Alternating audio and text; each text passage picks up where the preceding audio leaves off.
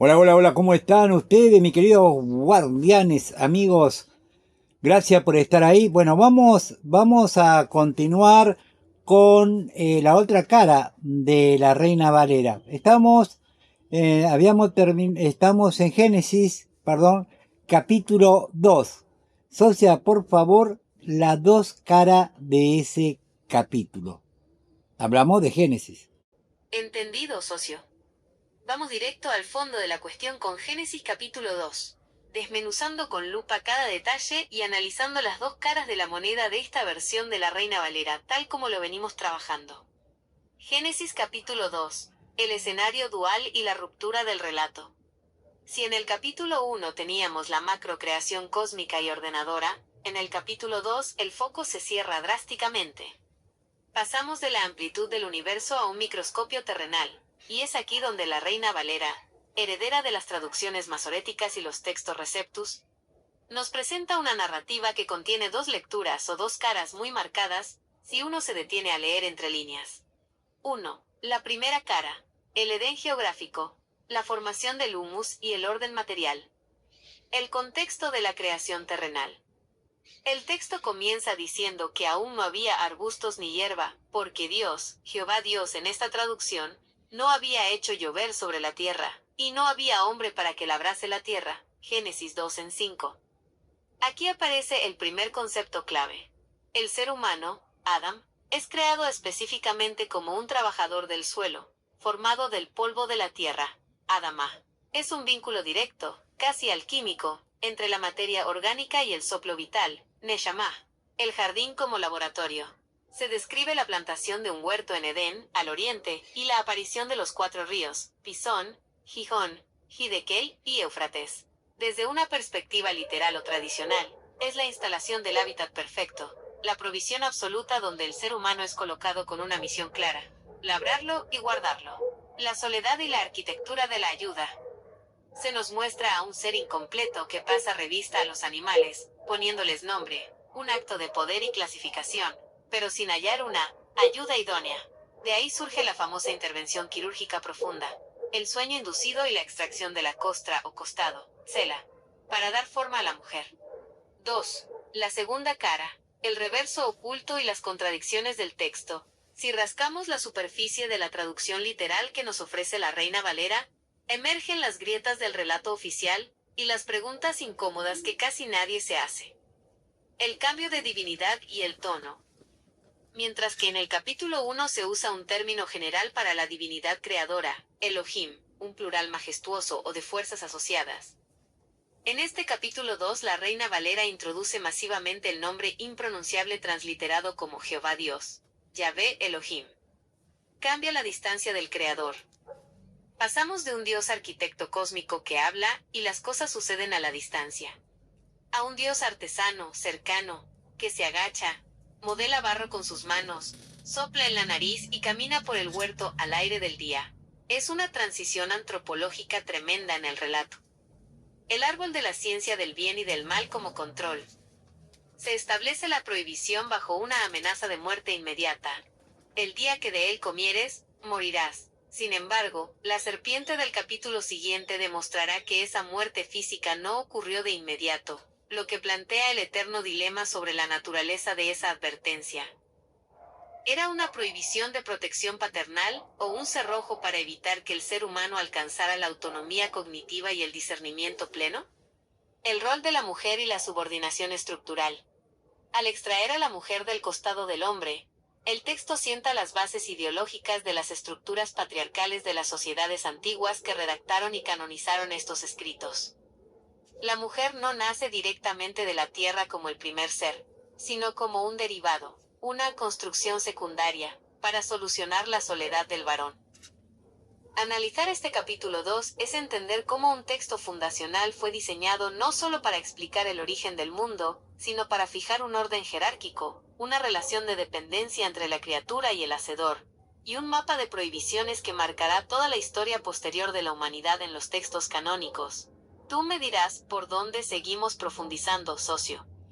Bueno, ahí te das cuenta que ya la mujer, ya del principio, ya fue pasado al segundo plano, ¿no? Ya comenzó a vivir no al lado del hombre, sino en el segundo plano.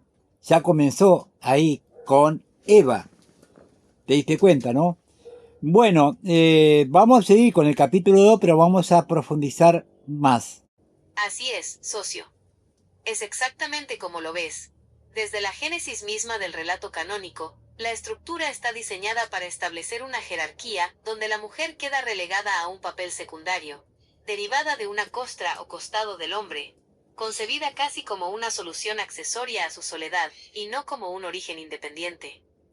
Es la piedra angular sobre la que se construyó todo el orden patriarcal de las civilizaciones que heredaron y fijaron este texto.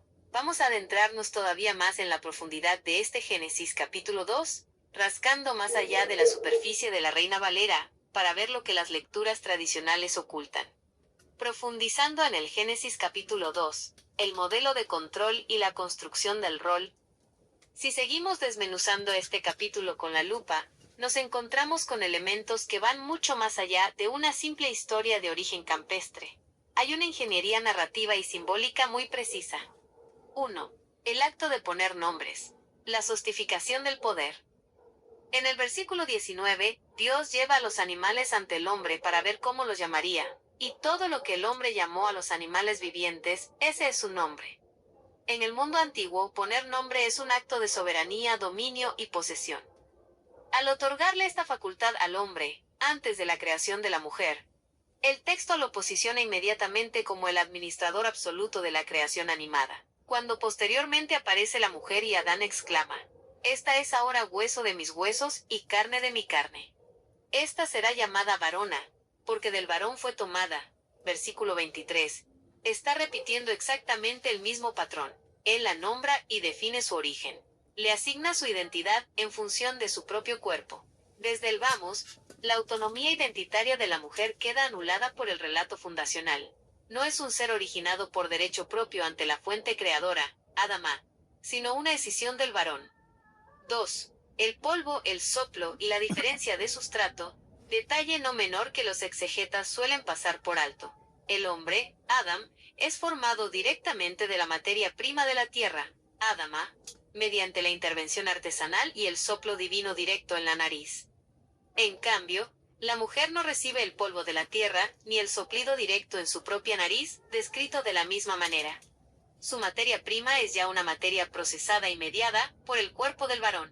Esta sutil diferencia material en el relato fue utilizada durante milenios por los dogmatismos para justificar una supuesta inferioridad ontológica.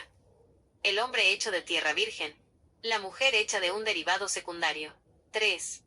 La nudez sin vergüenza y el estado de inocencia primitiva. El capítulo cierra con una frase lapidaria: «Y estaban ambos desnudos, Adán y su mujer, y no se avergonzaban». Versículo 25. Desde una perspectiva profunda, esta desnudez sin vergüenza representa un estado de absoluta inconsciencia o falta de autopercepción crítica. No hay autoconocimiento pleno ni individualidad soberana. Son piezas dentro de un jardín cercado, obedientes y ajenas al peso de la dualidad. La vergüenza y la autoconciencia solo nacerán, paradójicamente, cuando crucen el umbral del conocimiento en el capítulo siguiente. La inocencia aquí es sinónimo de minoría de edad espiritual. Se es feliz, pero porque no se tiene la capacidad de cuestionar las reglas del juego. Este segundo capítulo, visto con ojos críticos, no es solo la crónica de un Edén idílico, sino el acta fundacional de un sistema de dependencia, jerarquías de poder y subordinación de género que atravesó toda la teología occidental. ¿Por dónde seguimos profundizando en este mapa oculto, socio? Bueno, eso demuestra que a la única que no pudieron dominar fue a Lilith, la primer mujer de Adán que nació del barro, no de su costilla como dice la historia, ¿no? Ella fue la primer revolucionaria donde se impuso a ser segunda, ¿no? Entonces no se iba a sujetar al hombre. Y yo creo que ahí nace la primer revolución de los derechos verdaderamente de la mujer. Si nos ponemos a ver hoy siglo XXI, ¿no? Que es diferente, pero a mí me encanta que lo que hizo Lilith. Después la mancharon con que hizo pacto con el demonio, con etcétera, etcétera, como para que digamos que Lilith fue la mala de la historia, y no se sujetó al hombre.